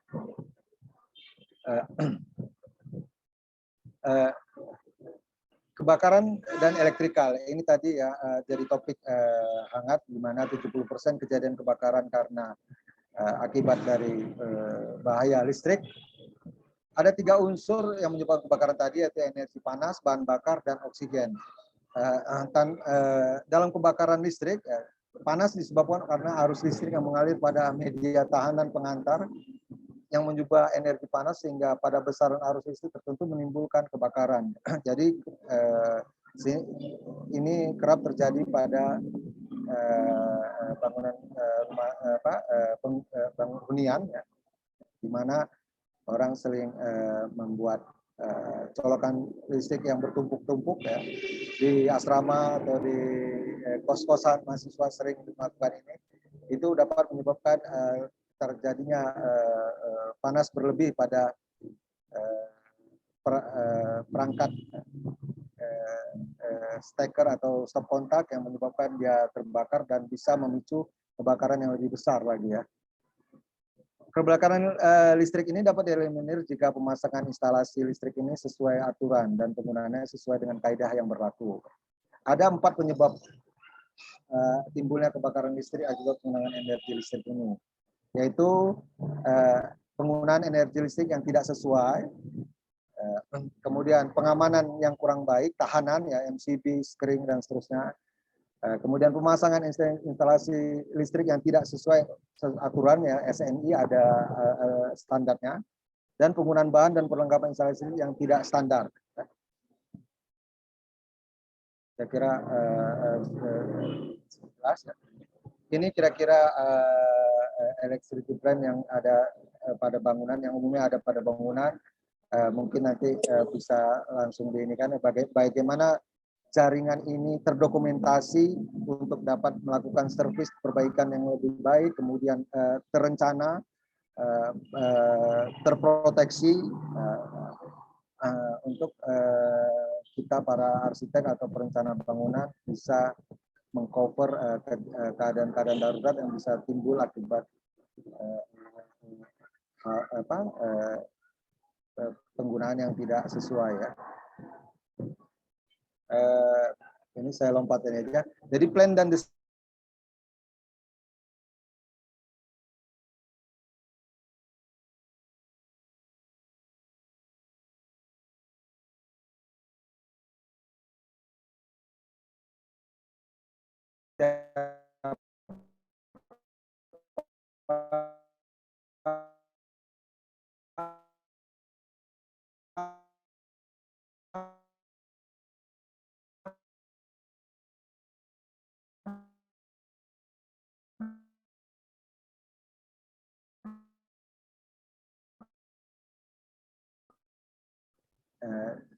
seperti saya sampaikan tadi bahwa ada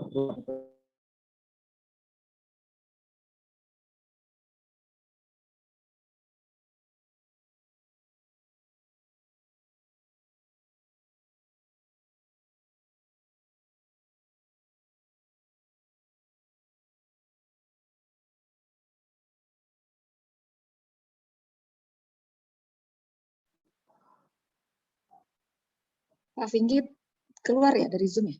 Iya. Terlempar. Kayaknya sinyalnya putus. Coba dihubungi. Kita tunggu bentar ya. Coba dihubungi. Iya, panitia coba hubungi. Kayaknya memang harus nunggu di connect lagi. Baik Pak Bos.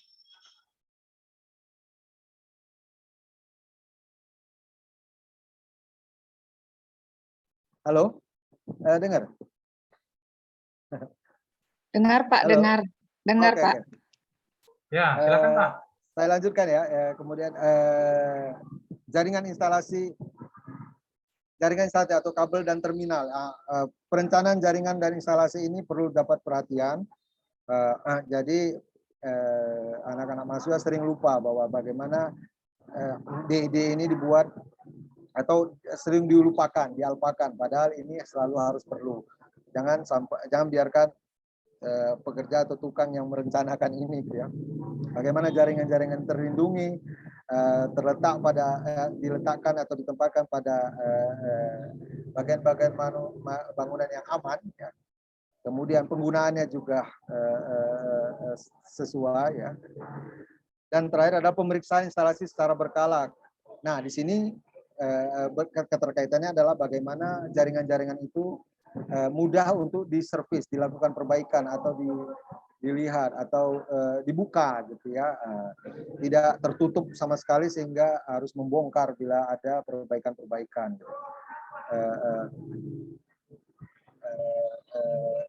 Untuk bangunan tinggi lebih khusus lagi ya yang perlu dilakukan.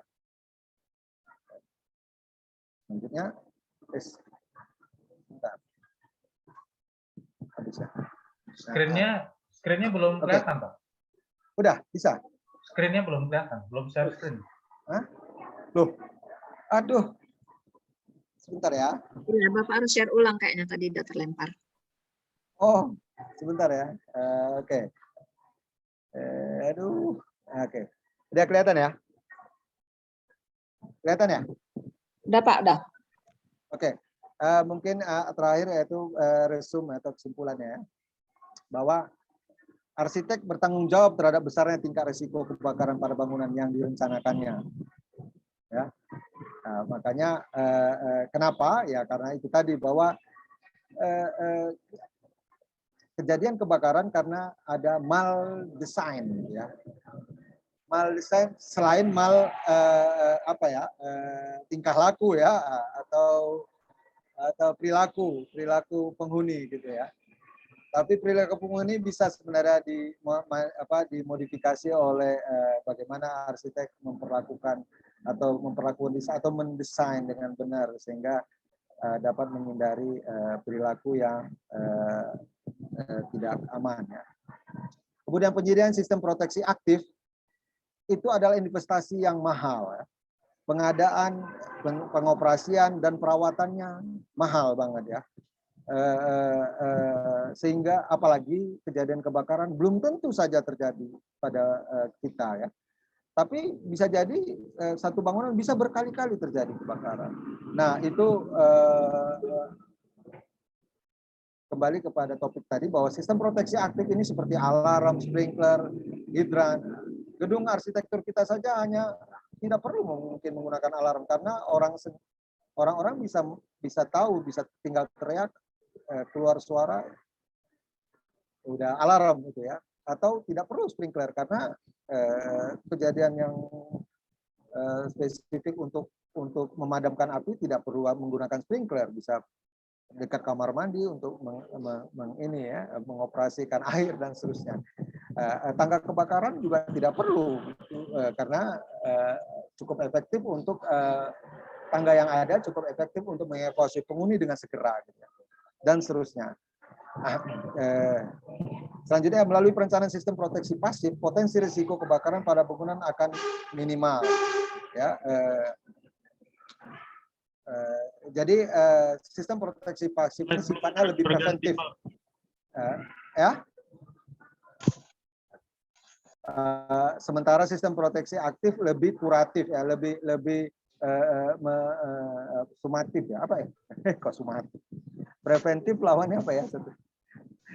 Lebih kuratif ya, kuratif ya. Oke. Nah, sistem proteksi pasif adalah sistem proteksi yang jauh lebih murah dan masif dalam melindungi bangunan terhadap bahaya musnah terbakar.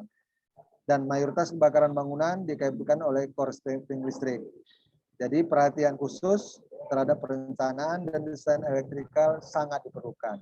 Jadi buat para mahasiswa jangan lupa bahwa DED elektrikal harus selalu dihadirkan ya, karena itu bisa beresiko soalnya ya. Lain kali ya selanjutnya. Saya kira itu topik singkat dari saya. Ini sebenarnya banyak ya, tapi dicoba untuk saya persingkat untuk dalam 45 menit ini. Mudah-mudahan tersampaikan dengan benar dan jelas. Terima kasih Pak Moderator, silakan. Baik Pak Tinggi, terima kasih atas paparan materinya yang sangat berguna sekali. Selanjutnya kita akan ada sesi tanya jawab. Yang pertama dari Ibu Dr. Hilma ini Pak, menanyakan bagaimana jenis material yang tepat dan tahan api yang dapat diterapkan pada bangunan namun ramah lingkungan. Terima kasih Pak. Silakan Pak. Ini langsung dijawab aja Pak ya. Diulang Pak Hajar, maklum ramai banget di sini. Bagaimana, ini Pak di kolom chat, mungkin dilihat bagaimana jenis material yang tepat dan tahan api yang dapat diterapkan pada bangunan namun ramah lingkungan. Sebentar. Aduh, saya nggak bisa baca. Oke, bagaimana pemilihan material ya? Material yang tepat dan tahan api yang dapat diterapkan pada bangunan namun dia tetap ramah lingkungan. Sebenarnya sistem proteksi pasif ini lebih dikaitkan pada bagaimana bangunan itu dapat dapat bertahan ya, dapat bertahan atau dapat menghindari ya. Nah, untuk mendapatkan efisiensi atau optimalitas yang tinggi terhadap itu memang perlu penelitian-penelitian yang khusus. Misalnya kita pilih ya, kalau struktur atau kuda-kuda gitu ya. Nah, materialnya bisa pakai kayu, tapi penyelesaiannya karena kayu lebih baik daripada baja dalam hal proteksi berhadapan dengan bahaya kebakaran, kayu lebih baik daripada baja. Tapi kayu tetap kayu, cuma dibungkus ya, dibungkus pakai spray atau pakai pelindung khusus yang bisa menyebabkan kayu itu bisa lebih tahan lebih lama sehingga orang sempat berevakuasi atau tidak mudah terbakar. Tapi kapan kuda-kuda terbakar? Kalau misalnya ada jaringan listrik yang lewat di situ atau kalau bangunan di bawahnya sudah terbakar habis. Nah, seperti itu. Tentu oke, ke bawah. Dari di mana mulai kebakaran itu terjadi gitu kan? Apakah dari dapur, apakah dari korsleting listrik tadi. Nah, dari situlah mungkin maksud Bu Hilma tadi yang memilih material yang tidak mudah terbakar ya dari sumber dari area-area munculnya api tadi ya, munculnya api tadi, misalnya kabel listrik. Nah, itu mungkin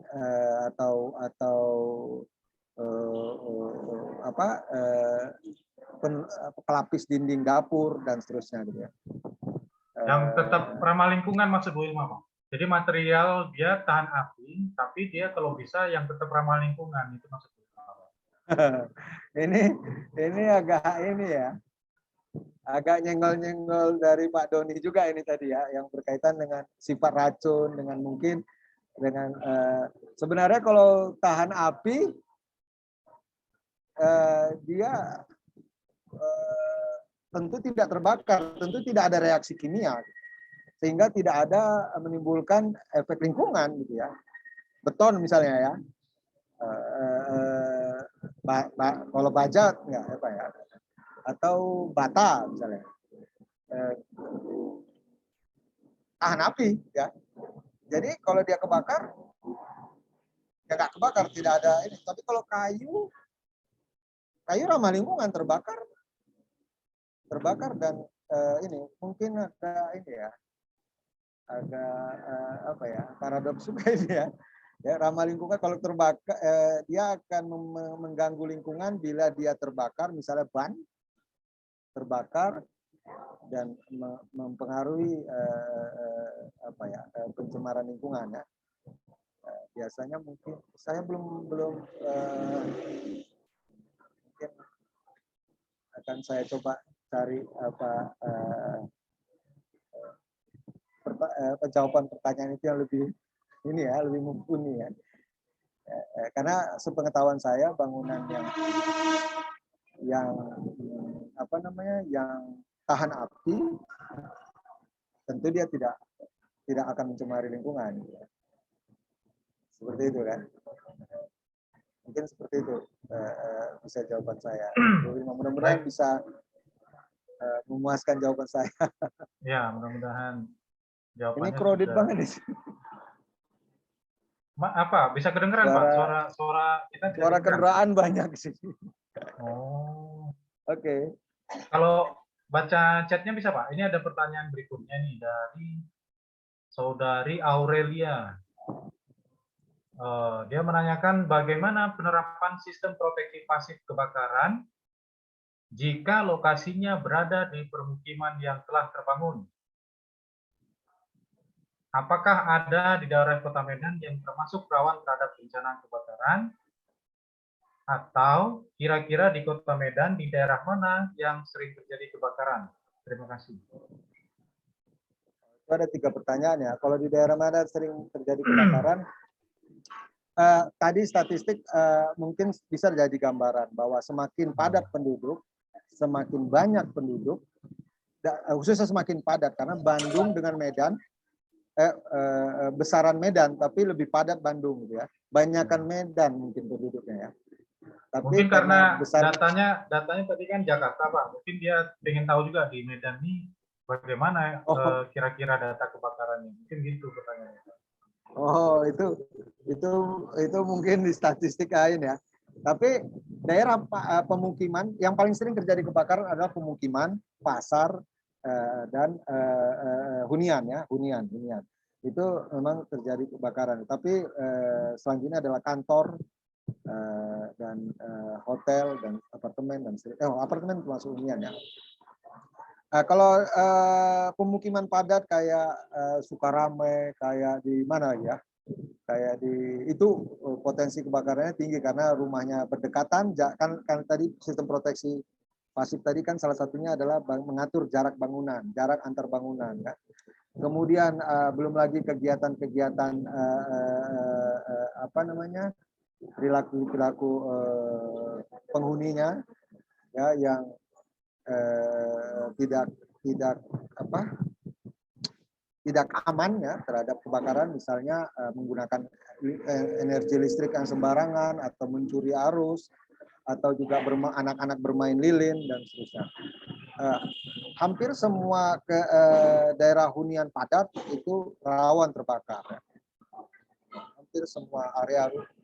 Kalau hunian seperti Setiabudi Ida bisa saja terbakar, tapi kebakaran tunggal umumnya ya, dan karena bangunannya sudah didesain dengan jauh yang lebih baik dan jauh lebih tertib menggunakan standar-standar penggunaan material atau proteksi, sehingga bangunannya kalaupun terjadi kebakaran hanya kebakaran lokal bagian ruangan tertentu atau tidak jarang terjadi kebakaran besar. Selanjutnya pertanyaan apa tadi yang pertama Pak Hajarnya? Saya lupa dari pertanyaan pertama. Yang kan ada 3 pertama, pertanyaan. bagaimana penerapan sistem proteksi pasif kebakaran jika lokasinya berada di permukiman yang telah terbangun? Nah, kembali lagi, sistem proteksi pasif itu adalah sistem proteksi yang terbangun. Ya. Artinya dibangun bersamaan dengan pada proses bangunan itu direncanakan dan dibangun ya, diadakan. Apakah sistem proteksi pasif bisa dilakukan pada saat bangunan sudah terbangun? Bisa, misalnya melakukan perlindungan khusus atau penambahan proteksi pada material-material area-area yang mudah terbakar. Dapur misalnya yang tadinya dari kayu dibuat dari beton atau bata yang lebih tahan kebakaran. Juga masalah tadi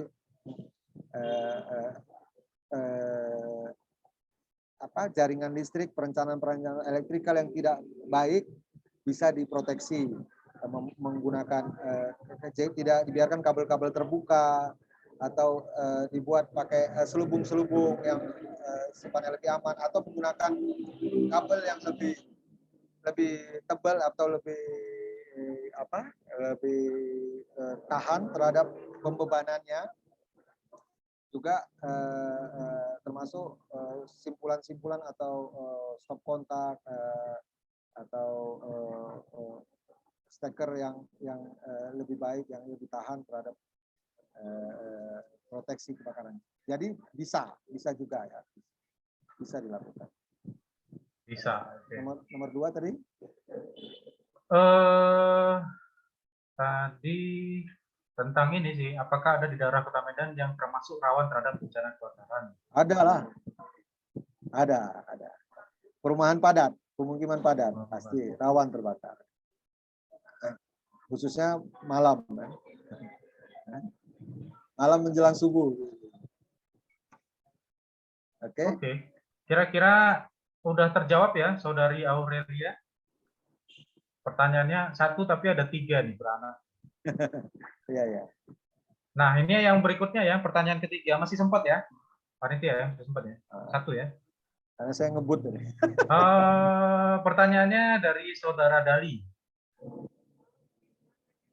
Oke, Saudara Dali bertanya, apakah sirkulasi mobil pemadam kebakaran mempengaruhi bentuk sirkulasi mobil untuk parkiran mobil?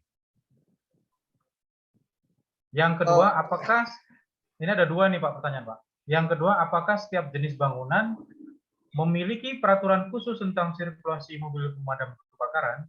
Nah, ada dua. Pertama tadi sirkulasi mobil pemadam kebakaran ini apakah mempengaruhi bentuk sirkulasi mobil untuk parkiran mobil secara umum? Yang kedua, apakah tiap jenis bangunan dia memiliki peraturan khusus tentang sirkulasi mobil pemadam kebakaran? Kurang lebih gitu Pak. Yang pertanyaan kedua dulu ya, harusnya ada peraturan khusus untuk itu ya. Jarak antar bangunan ada. Jadi sebenarnya di Kepmen PU nomor 25 dan 26 sudah mengatur itu semua. Bagaimana jarak antar bangunan, bagaimana jalan, bagaimana aksesibilitas, bagaimana termasuk berapa jarak rumah bangunan kita atau fasilitas gedung kita itu dari pemadam kebakaran terdekat. Sehingga pemadam kebakaran segera bisa berada di kawasan kita yang terjadi kebakaran dengan segera untuk dapat melakukan penyelamatan. Ada peraturannya ya, ada tapi undang-undang itu ya kembali lagi akan menyangkut aturan main yang lain ya, IMB dan seterusnya ya. Jadi memang kita belum bisa menegakkan undang-undang itu dengan bahkan di Jakarta sendiri, di Bandung sendiri belum bisa dengan benar menerapkannya ya. Bahkan di tiap 3 kelurahan harus punya 1 pemadam kebakaran. Itu peraturannya ya. Itu undang-undangnya. Nah, pertanyaan pertama tadi, apakah jalur pemadam kebakaran bisa? Ya iya. Jalur pemadam kebakaran bukan harus untuk pemadam kebakaran. Belanda dulu mendesain bangunan-bangunan kita ada ruko-ruko itu ada brand gang namanya. Itu khusus untuk pemadam kebakaran lewat. Ya kan? Makanya tidak boleh bangunan itu rapat-rapat karena begitu bangunan itu rapat ke gedung, bila terjadi kebakaran tidak bisa akses pemadam kebakaran ke sisi tersebut. Gitu. Makanya sebaiknya kalau kita punya bangunan yang memang harus atau memang perlu untuk dilindungi, sistem proteksi pasif kebakaran melalui desain site dan lingkungan ini perlu diterapkan. Wajib diterapkan dan ada undang-undangnya untuk diterapkan. Bagaimana harus dilakukan, bagaimana persyaratannya, perkerasannya seperti apa supaya mobil bisa parkir. Jangan bisa datang nggak bisa keluar karena kejeblos misalnya, atau bisa masuk tak bisa keluar karena tidak bisa muter gitu ya. Karena mobil-mobil ladder tangga, mobil-mobil tangga itu panjangnya 12 meter gitu. Muternya setengah mati gitu. Kalau dia masuk ke Simalingkar misalnya dia nggak bisa keluar gitu. Nah, hal-hal yang kayak gitu yang harus dipikirkan. Apa solusi yang lain ya? Ada desain-desain pemadam kebakaran lingkungan, termasuk peralatan-peralatannya ya. Itu sebenarnya pemadam kebakaran itu termasuk sistem proteksi aktif untuk skala kota. Skala kota. Seperti itu kira-kira. Mudah-mudahan bisa terjawab ya. Mudah-mudahan bisa menjawab. Ya. Oke. Saudara Dali ya, mudah-mudahan bisa menjawab pertanyaannya yang dijelaskan oleh Pak Pinky tadi. Oke, baik. Oke ya, Dali sudah menjawab. Terima kasih atas jawabannya Pak Pinky. Baik ya, jadi sudah selesai 3 pertanyaan dan kita kayaknya udah tepat waktunya, udah pas juga ini ya, panitia. Kita masuk ke sesi pemberian plakat ya Pak dulu ya. Ya Pak Hajar benar. Baik, silakan panitia.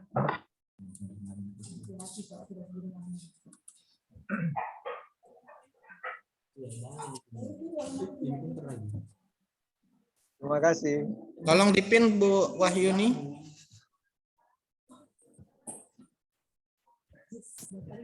Terima kasih banyak sharingnya. Ya, sama-sama. Saya pribadi banyak tambah ini pengetahuannya. Alhamdulillah. Mohon berkenan menerima sertifikat dan plakat ya. Terima kasih Pak Pinky. Terima kasih Pak Pinky. Ayo Pak Hajar, moderator. Baik. Oke. Ya, udah. Ini di foto nggak nih? Di screen nggak? Di screenshot nggak? Foto ya.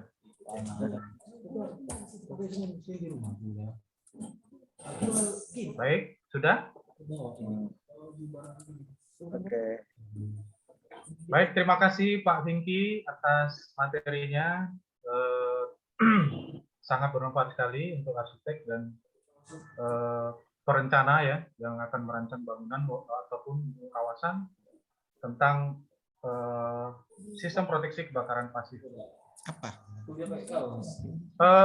Untuk itu materi kita sudah selesai ya. Ada 2 pembicara hari ini. Alhamdulillah bisa kita laksanakan dengan lancar dan baik sekali, penuh dengan ilmu ya.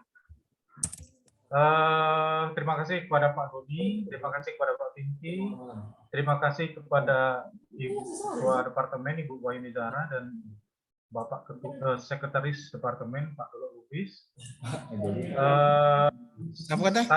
Saya akhiri webinar ini dengan ucapan alhamdulillahirobbilalamin. Foto Kita foto bersama Pak Dolo ya. mohon semuanya dihidupkan kameranya. Kamera hidupkan semua. Aku nggak.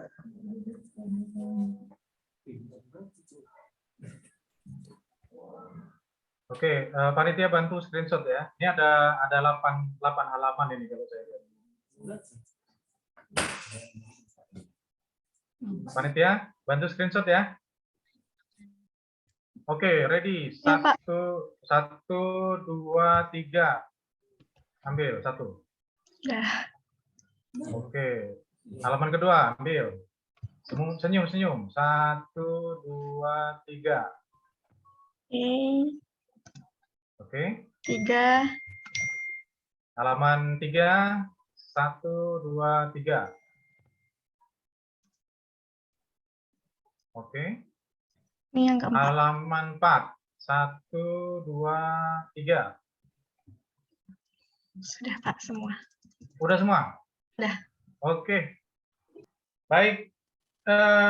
Terima kasih ya sekali lagi ya saya ucapkan kepada seluruh peserta dan dosen ya, praktisi, mahasiswa, terutama kepada Ketua Departemen Ibu Dr. Wahyu Zahra, kepada Sekretaris Departemen Bapak Dolo Lubis, kepada Pak Pinky Rahman, kepada Pak Dr. Doni Kurniawan. Mudah-mudahan kita sehat selalu dan bisa bertemu di acara-acara berikutnya. Saya akhiri dengan wabillahi taufik wal hidayah. Assalamualaikum warahmatullahi wabarakatuh. Selamat sore. Terima kasih Bapak dan Ibu. Terima kasih semua.